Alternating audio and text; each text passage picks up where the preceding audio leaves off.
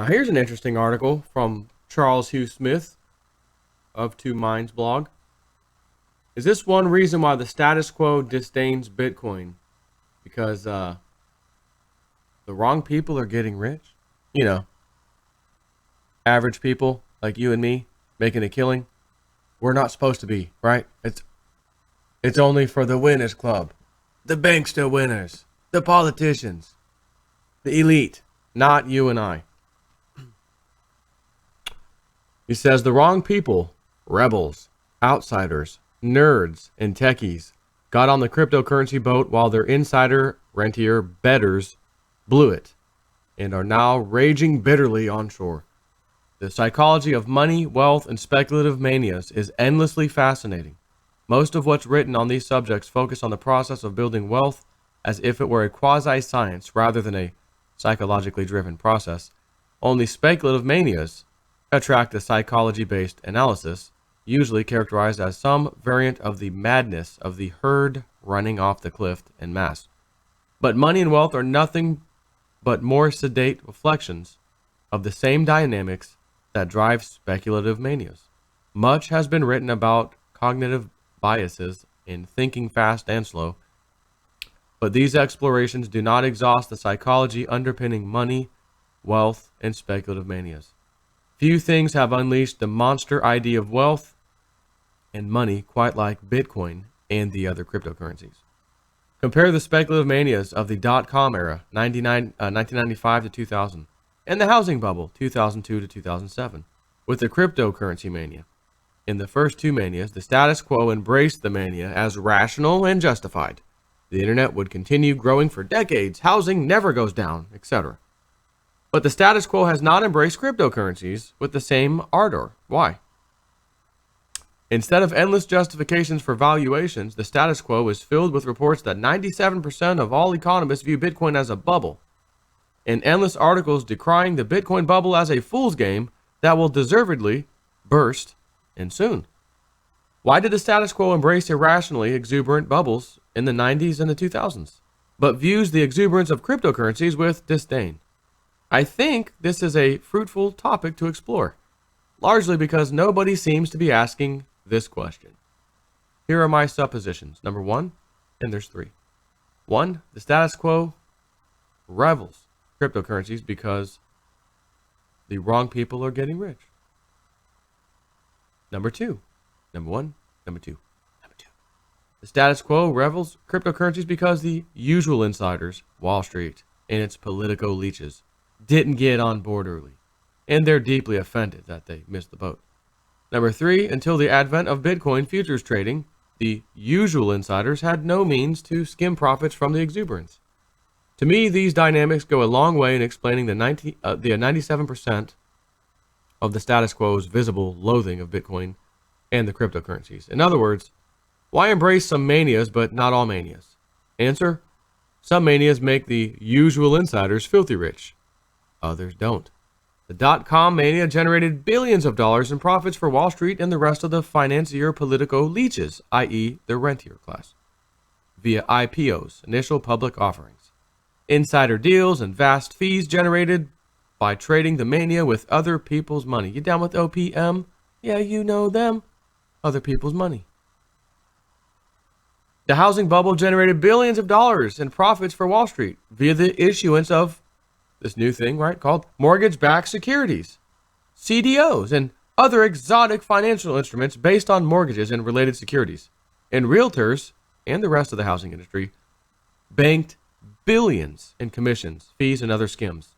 In both cases, average Joe and Jane reckoned the manias were their ticket to untold wealth. A relative few average Joes and Janes did strike it rich, usually being early employees of companies that went public, and a few others managed the impossible, i.e. buying low and selling high and then exiting the casino with their winnings. But the vast majority of the average Joes and Janes were fodder for the chipping machines of Wall Street and the FIRE, or finance, insurance, real estate, insiders, and elites. Far more people lost money in the period between 97 and 2003 than won big and kept their winnings. Millions of people gambled on the housing bubble expanding forever and lost everything. Now compare that to the cryptocurrency mania. Wall Street and the rest of the financier political leeches have virtually no insider skims in the cryptocurrencies.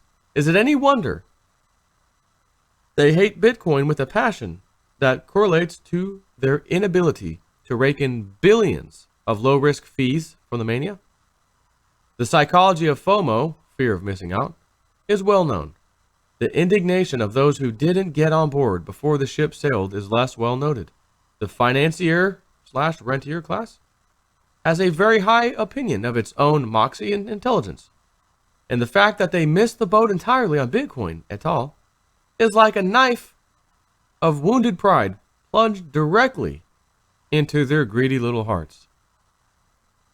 Those who can see past their own wounded pride are busy investing in blockchain applications and cryptocurrency funds, while those who cannot let go of their wounded pride are raging daily against the Bitcoin bubble and praying nightly to their evil gods for its collapse, to prove themselves right after all.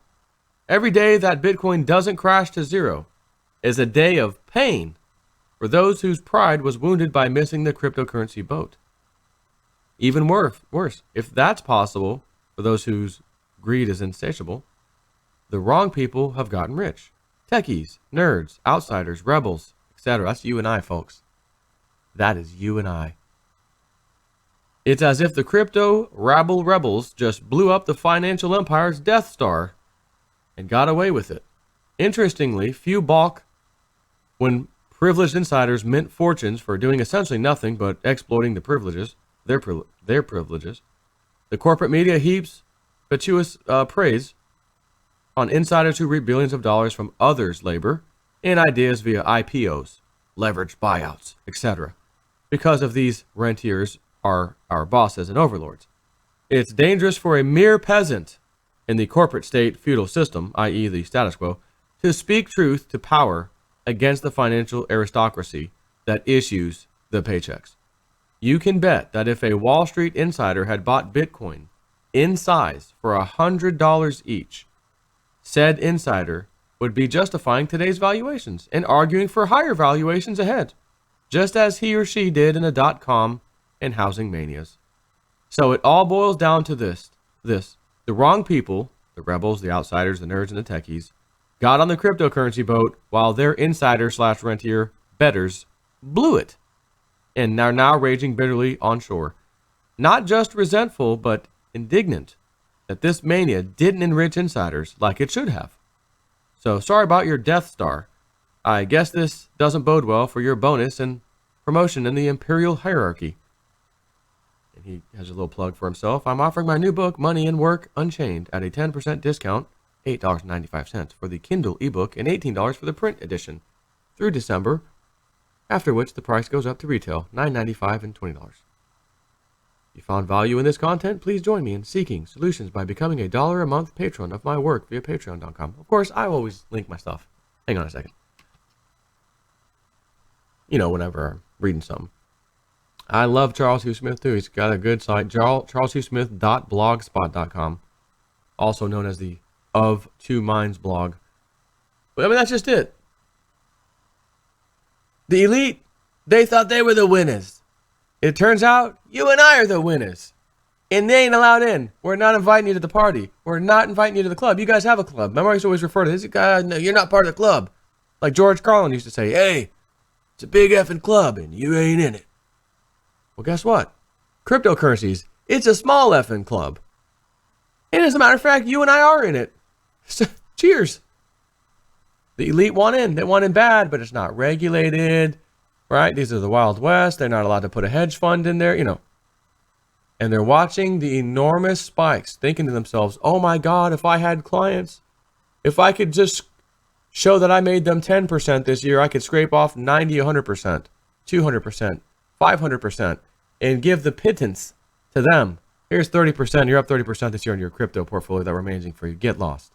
And they're all, man, are they excited. While the big boys are taking in hundreds of percent. So the big boys know what kind of commissions and things they would be making. And it's killing them. And I kind of like it that way. Because that just means you and I can play the game for once. We can win. We can be with winners. You and I. Winners circle. Take care.